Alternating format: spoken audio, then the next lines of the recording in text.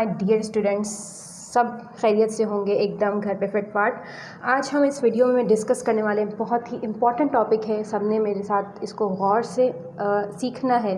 सीखना इसलिए मैं कह रही हूँ क्योंकि इसके ऊपर फिर आपके पास प्रॉब्लम्स आते हैं जिनको आपने सॉल्व करना होता है। ठीक है, फर्स्ट लॉ ऑफ थर्मोडायनामिक्स हमें क्या बताता है? Conservation of energy. ठीक है, बॉडी टू बॉडी,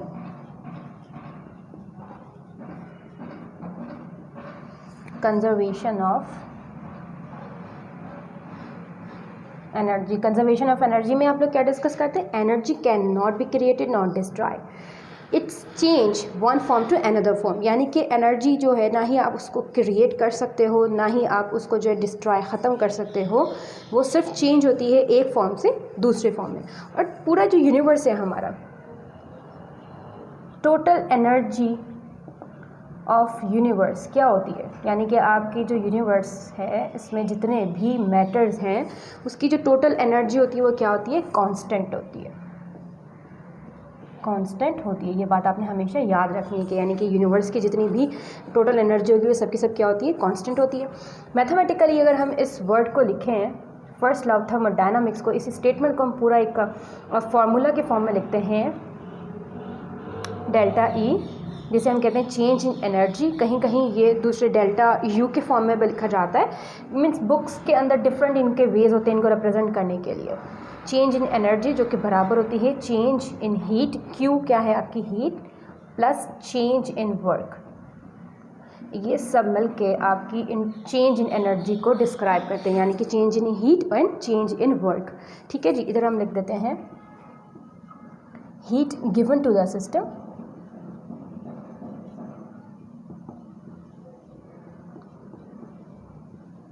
किसी भी सिस्टम को हीट दी जाए, गिवन टू द सिस्टम, किसी भी सिस्टम को हीट दी जाए तो वो क्या कहलाती है? आपकी चेंज एनर्जी। और डेल्टा डब्ल्यू क्या है आपका?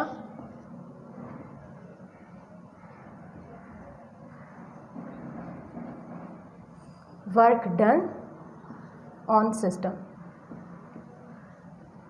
ठीक है, किसी भी सिस्टम पे एक वर्क डन किया जाए और उससे जो एनर्जी में चेंजेस आएंगे उन दोनों को आप क्या करोगे? एक दूसरे के साथ मिलाओगे तो आपको चेंज इन एनर्जी मिलेगी। इसको हम लिख देते हैं चेंज इन, कौन सी एनर्जी की हम बात कर रहे हैं? चेंज इन इंटरनल एनर्जी, किसी भी सिस्टम की। ठीक है, किसी भी सिस्टम की इंटरनल एनर्जी में जो चेंज आएगा उसको हम डिस्कस करेंगे, कंजर्वेशन ऑफ एनर्जी। और वही आपका कहलाता है first law of thermodynamics.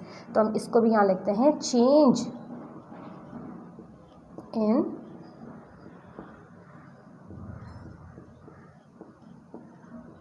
Internal energy, change in delta E, change in internal energy, delta Q heat given to the system, delta W work done on system, work done on system. ठीक है, अब इनको one by one discuss करेंगे। Work done on system होता है, work done by system भी होता है, फिर उनकी वो किस तरह से साइंस चेंज होती है हम उनको वन बाय वन आगे डिस्कस करते जाएंगे। सबसे पहले हम थोड़ा सा यहाँ पे एक इंट्रोडक्शन ले लें कि ये जो हम चेंज इन इंटरनल एनर्जी की बात कर रहे हैं ये क्या है एक्चुअली, ये मतलब क्या हमें इन्फॉर्मेशन दे रही है। अब जब हम इंटरनल एनर्जी की बात कर रहे हैं, क्योंकि हमने फर्स्ट लॉ ऑफ थर्मोडायनामिक में मालूम ही ये करना है कि एक सिस्टम को उसके अंदर जो एनर्जी की चेंजेस आ रही हैं वो क्या है। ठीक है, अब चेंज इन इंटरनल एनर्जी, हमने कहा था कौन सी एनर्जी? इंटरनल। तो ये इंटरनल एनर्जी क्या होती है? किसी भी सिस्टम की जो टोटल एनर्जी है उसको हम कहते हैं इंटरनल एनर्जी। तो हम यहाँ इसको लिखते हैं total energy of any system, कोई भी सिस्टम हो सकता है, सिस्टम भी उसकी भी टाइप्स होती हैं आपके पास। ठीक है, ऑफ एनी सिस्टम, किसी भी सिस्टम की जो टोटल एनर्जी होगी वो आपकी क्या कहलाती है? Internal energy. अब सिस्टम में कौन कौन सी किस्म की, किस टाइप की एनर्जी पाई जाती है? तो जो एक सिस्टम है उसके पास एक काइनेटिक एनर्जी मौजूद होती है। ठीक है, काइनेटिक एनर्जी किससे आती है? यानी कि मॉलिक्यूल्स, यानी सिस्टम में कौन है? मॉलिक्यूल्स मौजूद है। यस, मॉलिक्यूल्स की जो उनकी मोशन की जो एनर्जी है, यानी कि मॉलिक्यूल्स क्या करते हैं? मूव करते हैं यहाँ वहाँ, तो उनके जो मूवमेंट से जो एनर्जी क्रिएट होती है, प्रोड्यूस होती है, उसको हम कहते हैं काइनेटिक एनर्जी। और उसमें साथ में मौजूद होती है पोटेंशियल एनर्जी। पोटेंशियल एनर्जी कहाँ से आती है? ये ग्रेविटेशन एनर्जी होती है, यानी कि कोई भी चीज़ यहाँ पे मूव कर रही है, ठीक है, ये इसकी मोशन, ये जो मूवमेंट हो रही है ये इसकी मोशन एनर्जी, काइनेटिक एनर्जी है, और कुछ देर के बाद ये मूवमेंट रुक जाती है, यानी उसमें फ्रिक्शन आ गई है, ग्रेविटी की वजह से उसमें फ्रिक्शन आ जाती है, तो वो जो एनर्जी होती है वो आपकी क्या होती है? पोटेंशियल एनर्जी होती है, ठीक है। तो ये सब कहाँ मौजूद होती हैं? किसी भी एक सिस्टम में मौजूद होती है, जो कि सब और भी बहुत सारी एनर्जीज है जो मिलकर आपकी इंटरनल एनर्जी को प्रोड्यूस करती हैं, सारी की सारी मिलकर। इसी में एक कुछ ऐसे सिस्टम होता है जैसे जिसे हम कहते हैं, एक सिस्टम है वो रेस्ट फॉर्म में है,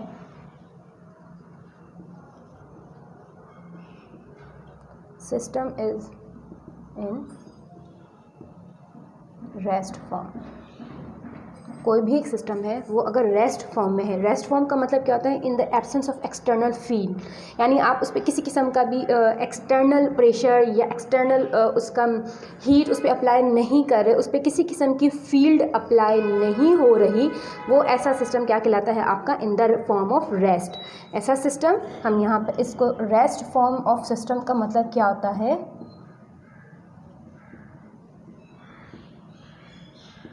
absence of external field। ऐसी कोई भी आप फील्ड उस पर अप्लाई नहीं करोगे तो उसकी एनर्जी क्या होती है? उसकी जो टोटल एनर्जी होगी, टोटल एनर्जी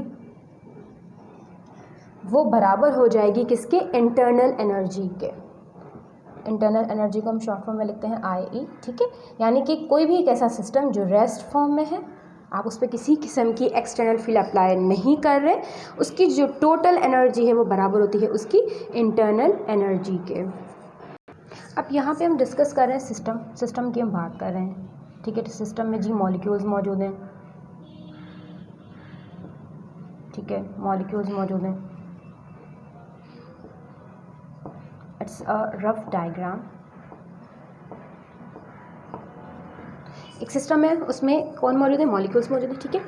अब इन जो मॉलिक्यूल्स हैं इनके दरमियान में क्या मौजूद है? फोर्स ऑफ अट्रैक्शन मौजूद है। ये हमें फ्रॉम फर्स्ट हमें ये चीज़ें मालूम है कि मॉलिक्यूल्स की जब भी बात आएगी उनमें क्या चीज़ें मौजूद हैं? फोर्स ऑफ अट्रैक्शन मौजूद होती है, जिनकी वजह से वो आपस में एक दूसरे के साथ जुड़े रहते हैं, ठीक है।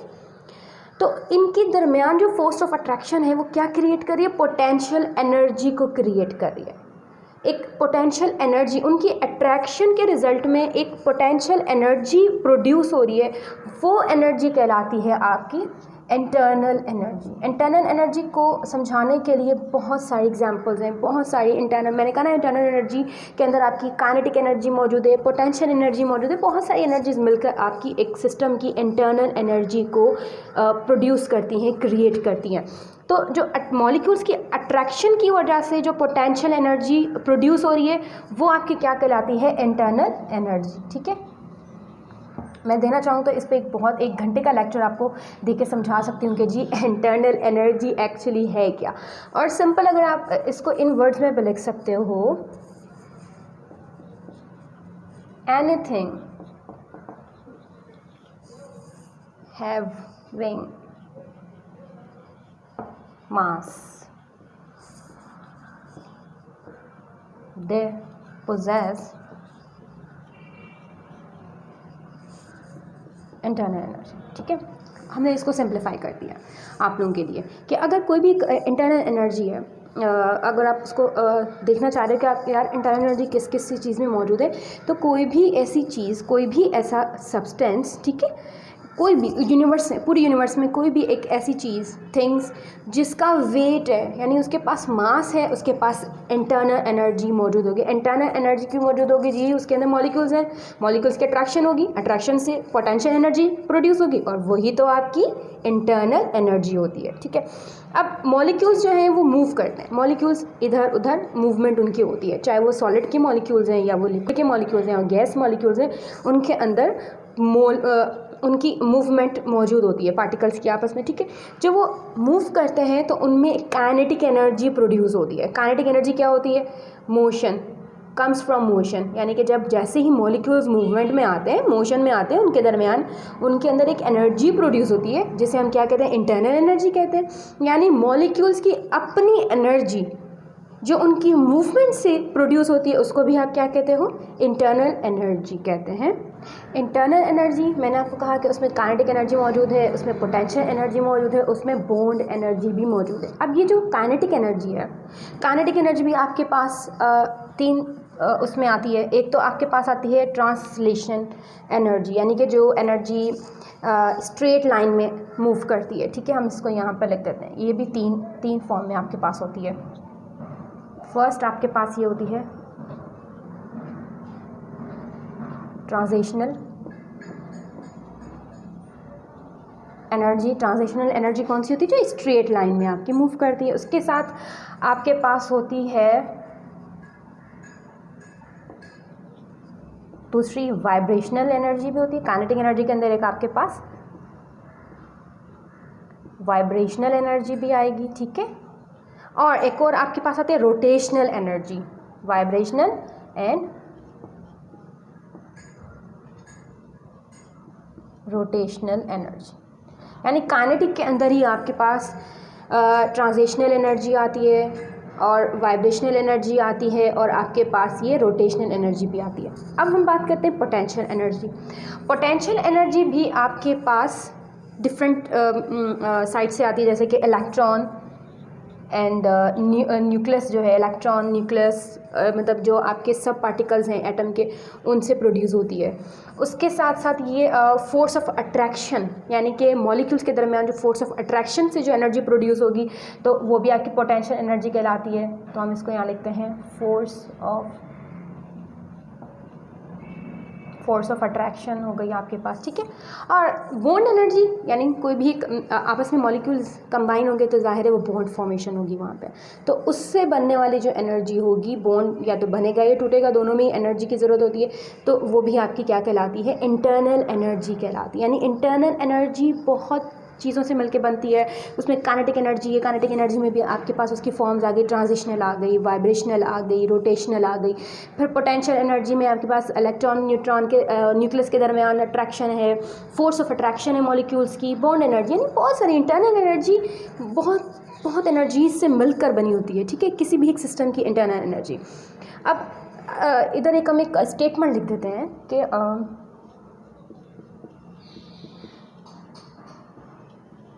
इंटरनल एनर्जी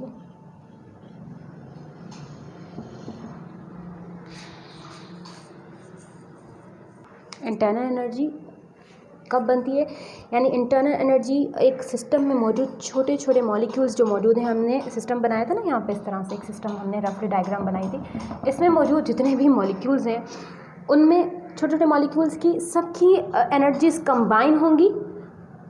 इसमें आपकी काइनेटिक एनर्जी भी आती है, आपकी पोटेंशियल एनर्जी भी आती है, आपकी बॉन्ड एनर्जी भी आती है, ठीक है। इन मॉलिक्यूल्स की जो एनर्जीज आपस में कंबाइन होंगी वो सब की सब मिलकर आपको क्या देती हैं, इंटरनल एनर्जी देती हैं। अच्छा जी, अब यहाँ पे एक इंटरेस्टिंग बात मैं यहाँ पे डिस्कस करती हूँ कि it is not impossible to calculate the internal energy. कितनी अजीब बात है ना कि हम पूरी जो है वो कहानी पढ़ चुके हैं इंटरनल एनर्जी की। यस, वो इसलिए इम्पॉर्टेंट है क्योंकि ये इसकी कोई लिमिट्स नहीं है, कोई इसका एंड नहीं है, इंटरनल एनर्जी का एंड नहीं है ना, एंड हो तो हम उसको कैलकुलेट करेंगे। तो it is not possible to determine internal energy of a system. और दूसरी बात यहाँ पे एक और है कि ये इम्पॉर्टेंट भी नहीं है कि इंटरनल एनर्जी को हम डिटरमाइन करें, ठीक है, कैलकुलेट करें। हमें इसको कैलकुलेट करने की ज़रूरत नहीं है इंटरनल एनर्जी को। हमें क्या करना है, फर्स्ट लॉ ऑफ थर्मोडायनामिक हमने क्या मालूम करना है, चेंज इन एनर्जी। हमने फार्मूला लिखा था यहाँ पे स्टार्ट में, अगर आपको याद हो, हमने लिखा था delta E delta Q plus delta W. ये क्या है, change in energy, not internal energy. ये इंटरनल एनर्जी को हमने थोड़ा सा इसलिए डिस्कस किया कि एक अगर हम बात कर रहे हैं चेंज इन इंटरनल एनर्जी, तो वो एक्चुअली जो जिस चेंज की हम बात कर रहे हैं इंटरनल एनर्जी की, वो है क्या, हमें थोड़ी बहुत उसके बारे में इंफॉर्मेशन होनी चाहिए।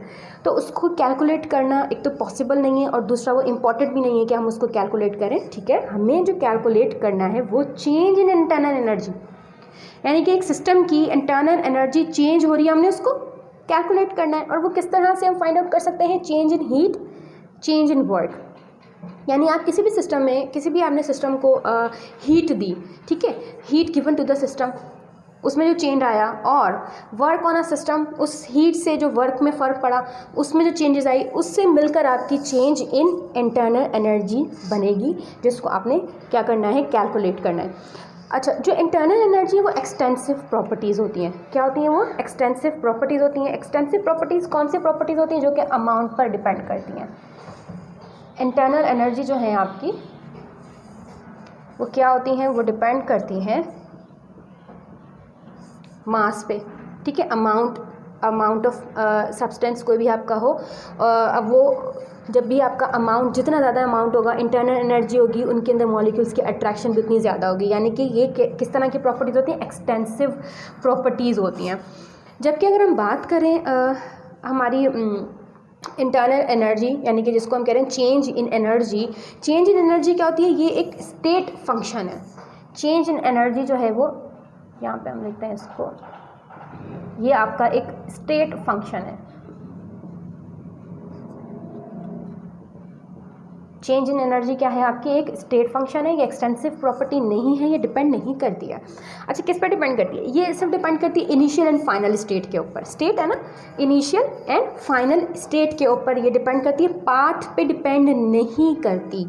पाथ पे डिपेंड नहीं करती, ये मैं रिपीट कर रही हूँ। जैसे फॉर सपोज हम यहाँ पे कोई भी एक एग्जांपल ले लें। ए है हमारे पास और एक हमारे पास बी है, ओके। अब ए और बी के दरमियान हमने क्या करना है? जैसे ये मॉलिक्यूल्स यहाँ पे ट्रैवल कर रहे हैं, और या ये मॉलिक्यूल्स यहाँ पे ट्रैवल यहाँ से कर रहे हैं। अब ये क्या है? या तो वो इस साइड से मूव करेंगे या फिर इस साइड से मूव करेंगे। ये क्या है? आपका पाथ। यानी आप इस तरफ से जाओ या आप इस तरफ से जाओ, ये क्या है? पाथ। इस पे आपकी change in internal energy depend नहीं करती है। चेंज इंटरनल एनर्जी डिपेंड किस पे करती है? Initial and final. यानी कि ये आपका 1 इनिशियल, ये आपका 2 फाइनल। यहाँ से यहाँ तक इनिशियल में क्या थी, फाइनल में क्या थी, आपने बस ये चीज़ चेक करनी है। यानी इनिशियल में आपकी एनर्जी कितनी थी, आपने जब एक सिस्टम को एनर्जी देना स्टार्ट की, हीट देना स्टार्ट की और वर्क डन हुआ, वो आपका होता है 1, यानी कि वो आपका हो गया इनिशियल। फिर उसके बाद जब सॉरी, तो जब चेंज इन एनर्जी आया और आपका फाइनल स्टेट आई, जिसमें आपके पास एनर्जी में भी चेंज आया, वर्क डन में भी चेंज, कुछ ना कुछ आपने गौर किया होगा, नोटिस किया होगा कि पहले एनर्जी इतनी थी, अब एनर्जी इतनी हो गया, वर्क डन पहले इतना था फिर उतना हो गया। तो इनिशियल एंड फाइनल जो आपकी स्टेट है उस पर ये डिपेंड करती है चेंज इन एनर्जी। और दूसरी बात, जब एक कोई साइक्लिक प्रोसेस आ जाए, यानी कि सिस्टम, ज़ाहिर है सिस्टम की बहुत सारी एग्जांपल्स हैं, इसको अभी हम फिलहाल डिस्कस नहीं कर रहे हैं। सिस्टम आपके बहुत सारे होते हैं, आइसोलेटेड होते हैं, साइक्लिक होते हैं, बहुत सारे होते हैं। तो जो साइक्लिक सिस्टम होते हैं, साइक्लिक सिस्टम, ठीक है, जितने भी साइक्लिक प्रोसेस होते हैं, साइक्लिक में क्या होता है? यानी कि एक पॉइंट होता है, आपने वहाँ से स्टार्ट करना है और आप उसी पॉइंट पे आके फिर से रुक जाते हो, गोल गोल गोल गोल घूमते रहते हो। तो उस प्रोसेस में क्या होता है कि आपका पाथ क्या होता है? ये पाथ ही तो है, इनिशियल और फाइनल तो उसमें है ही नहीं, पाथ है। यानी कि आपने इस पॉइंट से स्टार्ट किया और फिर आप घूम के फिर उधर उसी पॉइंट पे आ गए। यानी कि आप ए से शुरू हुए थे और फिर से आप ए पे आ गए, या बी से स्टार्ट हुए थे आप फिर से बी पे आ गए। यानी यही आपका इनिशियल है, यही आपका फाइनल है। तो ये क्या होता है, टोटल जो साइक्लिक प्रोसेस होते हैं वो उनमें पाथ मेजर किया जा रहा होता है, उसमें कोई इनिशियल और फाइनल स्टेट ही नहीं होती है। तो इस तरह के जितने भी सिस्टम होंगे उनमें आपके पास जो डेल्टा ई होगा वो क्या हो जाएगा? 0 हो जाएगा, क्योंकि हमें पता है डेल्टा ई डिपेंड करता है इनिशियल एंड फाइनल स्टेट के ऊपर। यानी आपने इनिशियल और फाइनल बताना है। अब साइक्लिक प्रोसेस में तो ऐसा पॉसिबल ही नहीं है ना कि आप इनिशियल भी बताओ और आप उसमें फाइनल भी बताओ। तो उसमें क्या होता है कि जो चेंज इन एनर्जी है वो क्या हो जाती है? 0 हो जाती है सब मॉलिक्यूल्स की।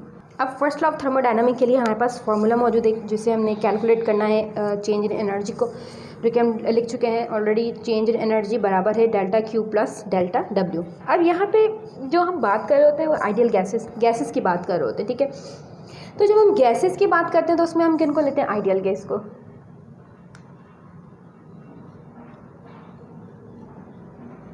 आइडियल गैसेस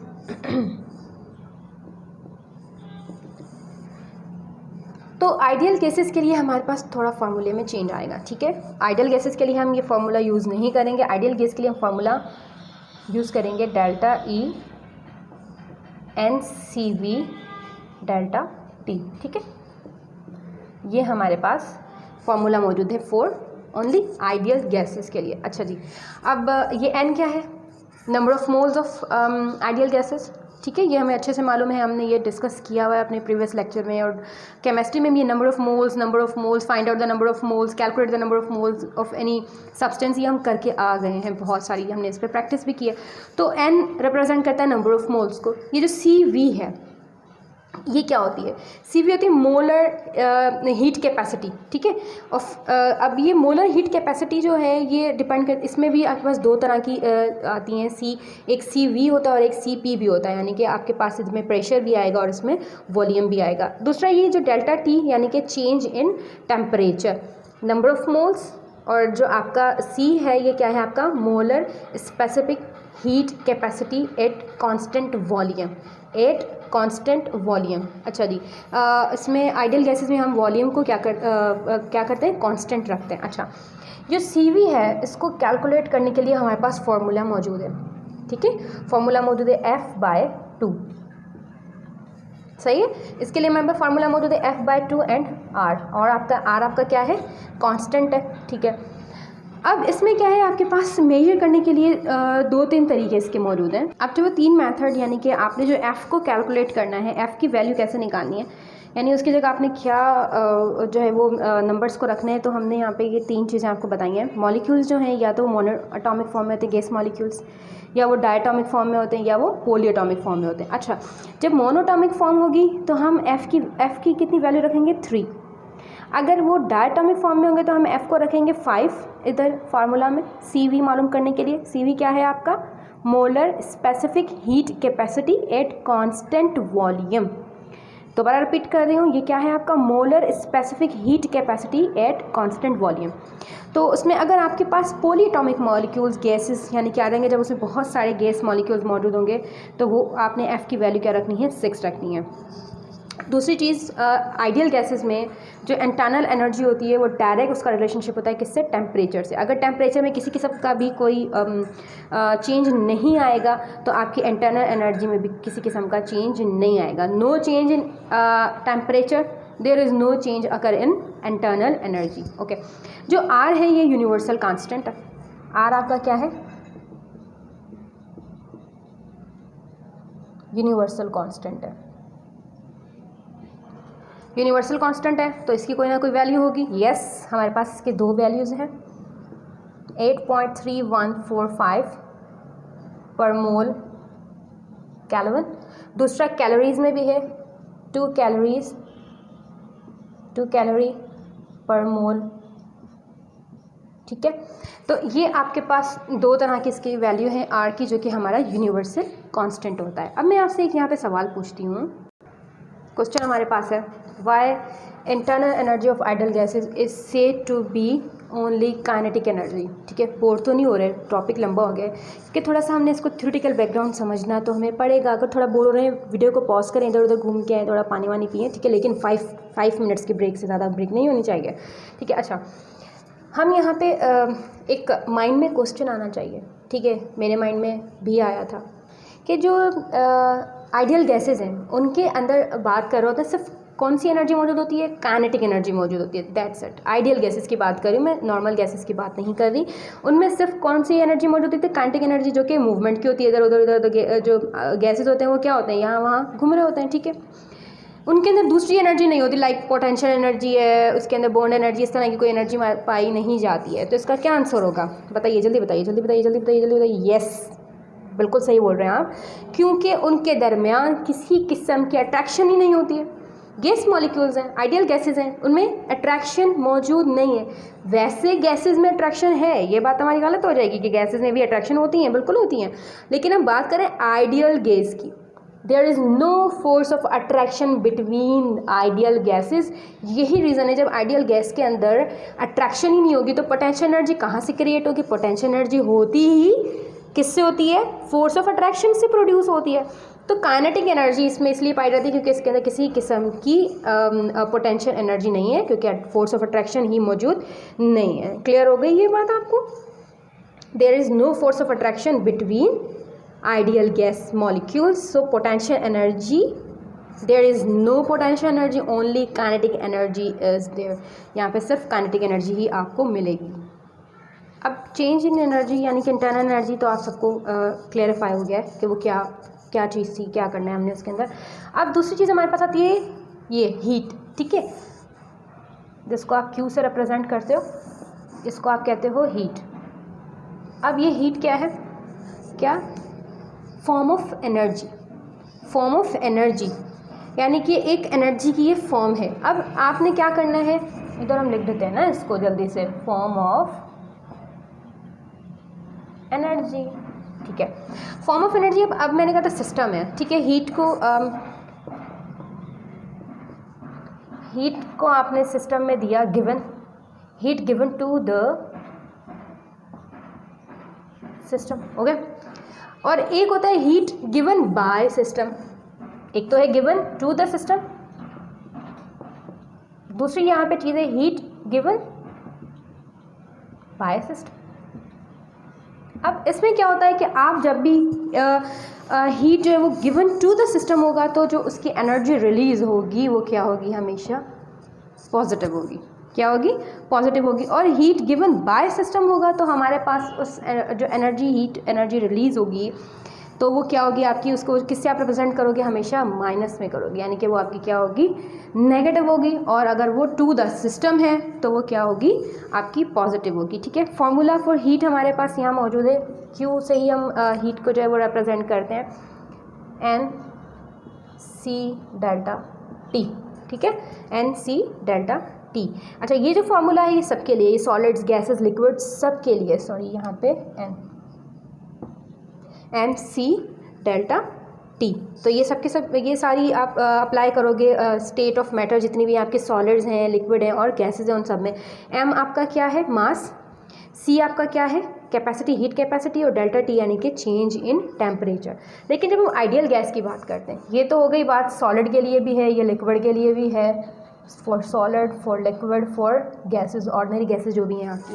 लेकिन जब हम बात करते हैं आइडियल गैसेस की तो फॉर्मूले में थोड़ी सी चेंज आएंगे. बिल्कुल आइडियल गैसेस हैं तो क्यू यहाँ पे हम लिखेंगे एन सी डेल्टा टी, यानी ये इसमें चेंज आएगा नंबर ऑफ मोल्स में. ठीक है, वहाँ पे मास नहीं होता आइडियल गैसेस का, वहाँ पे हम क्या लेते हैं, उनके नंबर ऑफ मोल्स लेते हैं. अच्छा, अब ये जो सी है जिसको हम कहते हैं मोलर हीट कैपेसिटी, ये भी दो तरह की होती है. मैंने थोड़ी देर पहले भी पिछले भी टर्म में भी आपको थोड़ा सा इसको हिंट दिया था, हमने डिटेल में नहीं लेकिन थोड़ा सा हमने कहा था. सी भी आपके दो तरह के होते हैं, एक होता है आपका सी वी और एक होता है आपका सी पी. ठीक है, ये सी वी और सी पी यानी कि ये आपका क्या होता है, heat capacity at constant volume और heat capacity at constant temperature होता है. ठीक है, एक कांस्टेंट वॉल्यूम के साथ होगा और एक कांस्टेंट टेम्परेचर के साथ होगा. क्लियर है, ये थी आपकी हीट. अब दूसरी इसमें चीज़ मौजूद है वर्क. कोई भी वर्क हो रहा है, ठीक है, आपने किसी भी सिस्टम को हीट दिए तो कुछ ना कुछ तो वर्क डन आपको मिलेगा ना. ठीक है, वर्क, इसको भी हम थोड़ा सा लिटिल बिट डिस्कस करते चलें. अब वर्क भी दो तरह के होते हैं, वर्क डन ऑन सिस्टम और वर्क डन बाय सिस्टम. एक ऑन सिस्टम है और एक बाय सिस्टम है.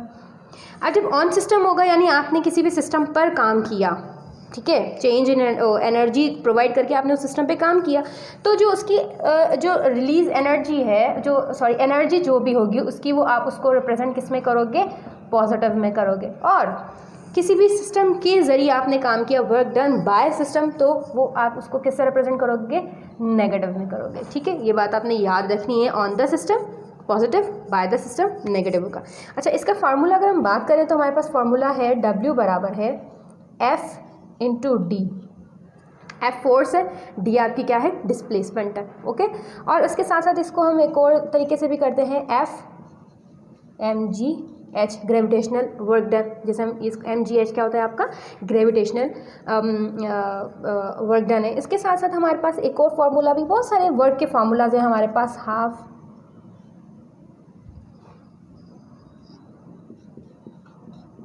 के एक्स स्क्वायर, ये स्प्रिंग वर्क डन भी होता है, कुछ आपके पास स्प्रिंग वर्क डन भी होता है, ठीक है। लेकिन हम गैसेस की जब हम बात करते हैं तो गैसेस के लिए हमारे पास फॉर्मूला है आइडियल गैसेस की, W बराबर है माइनस एक्सटर्नल प्रेशर, ये आपका क्या है एक्सटर्नल प्रेशर डेल्टा V, ठीक है, चेंज इन वॉल्यूम, ठीक है।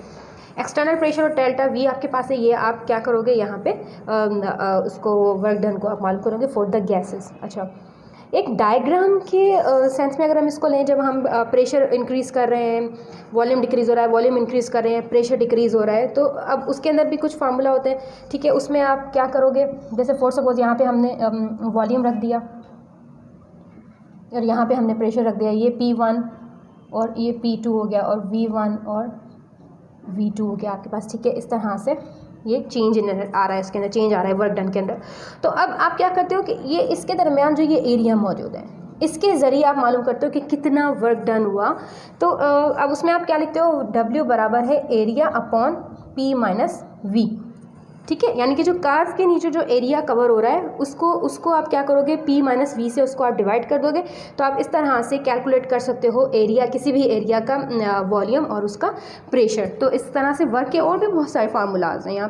तो अब आपको अच्छी तरह से समझ आ गया जो फर्स्ट लॉ ऑफ थर्मोडायनामिक वो क्या है, आपने चेंज इन एनर्जी को बताना है। चेंज इन एनर्जी किस तरह से आप मालूम करोगे, कैलकुलेट करोगे डेल्टा Q और डेल्टा W, और हमने अच्छी तरीके से समझ लिया कि डेल्टा Q क्या है, डेल्टा W क्या है। इसी के साथ इस वीडियो को हम यहीं पर ही एंड करते हैं, और नेक्स्ट वीडियो में हम इन्हीं चीज़ों को यूज़ करके इनके प्रैक्टिस प्रॉब्लम करेंगे, जिससे आपको अब कैलकुलेशन में मदद मिलेगी कि अब आपने thermodynamics first law of thermodynamics समझ लिया है, उसमें चेंज इन एनर्जी आपने मालूम करनी है। अब जो वर्क प्रॉब्लम्स मैं आपको आगे वीडियो में करवाने वाली हूँ, उससे आपको पता चलेगा कि इनकी कैलकुलेशन किस तरह से होती है। अल्लाह हाफिज़।